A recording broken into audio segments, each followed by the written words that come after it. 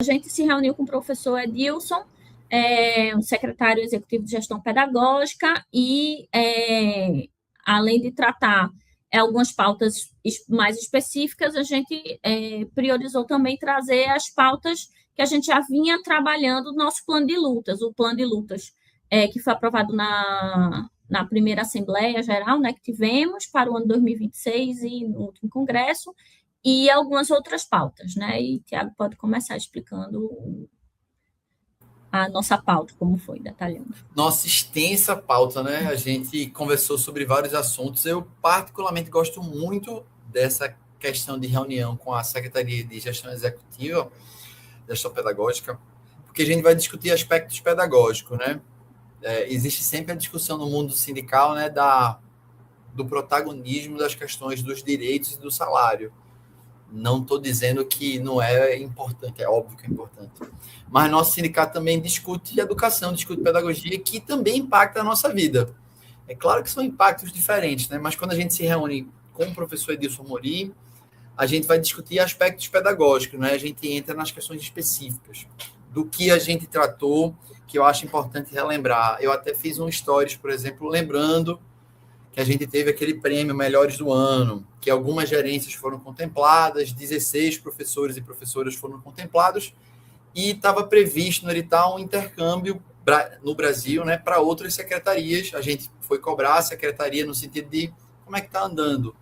A Secretaria de Educação falou que ainda está em diálogo com outras secretarias, então é assim, a gente não sabe para onde nós seremos enviados, né? Eu faço parte de dessas pessoas que foi contemplada, mas de antemão a gente já falou assim, ó, a Secretaria do Paraná de forma alguma, assim, né? Porque não tem bons exemplos para a gente dar. Existem outras secretarias que têm um alinhamento mais próximo, que a gente entende que avançou pedagogicamente, mas sei lá, a Secretaria de São Paulo, a gente também não acha uma boa ideia, mas lembrando, a secretaria está escolhendo, não é uma escolha nossa. O máximo que a gente faz é dialogar e cobrar. Outra pauta muito importante, e essa afetou especificamente as escolas cidadãs integrais. Eu sou professor de escola cidadã integral, né, aqui dos bancários, a ECITFAC. Chegou um ofício da gerência responsável pelas escolas técnicas integrais para as escolas construírem um plano de contingência. O que seria esse plano de contingência? Né? No caso de coisas imprevisíveis ou até previsíveis, né, tais como reforma, problemas climáticos, como a escola vai funcionar. Então, chegou esse ofício, chegou no dia 5 de maio, e o prazo para as escolas responderem era 11 de maio, é 11 de maio. Então, uma das primeiras coisas que a gente falou foi, é inexequível você montar um plano de contingência do tamanho dessa complexidade em tão pouco tempo.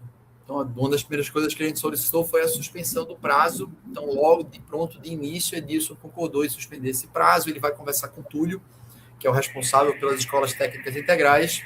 Mas tem um ponto nessa pauta que eu acho assim, fundamental, que é a diferença entre autonomia e responsabilização das escolas. Então, o Sintep sempre defendeu a autonomia das escolas por uma questão política básica, né? Quem toca a política somos nós que estamos na sala de aula, né? Quem toca a política educacional são as escolas. E lembrem que escola não é um prédio, escola é uma comunidade. Então, essa comunidade é que faz a política ir para frente, né? E as escolas têm que ter o direito, inclusive tem que ter o direito, não, a LDB reconhece o direito de autonomia pedagógica das escolas, claro, respeitando aquilo que a legislação prevê.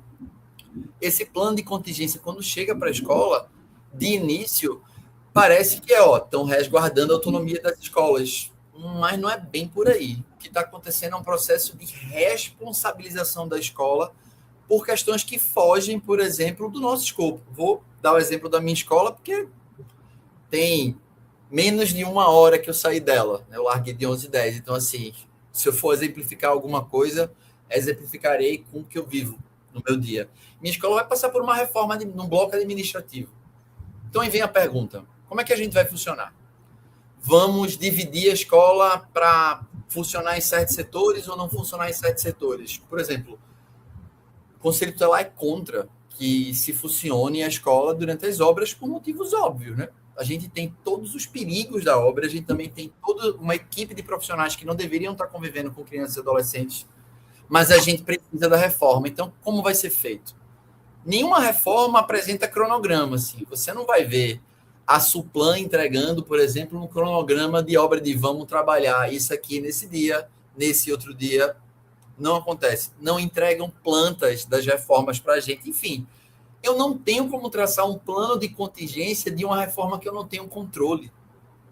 Então, eu estou responsabilizando a escola por uma coisa que não é imprevisível, ela é previsível, só que a secretaria não dialoga.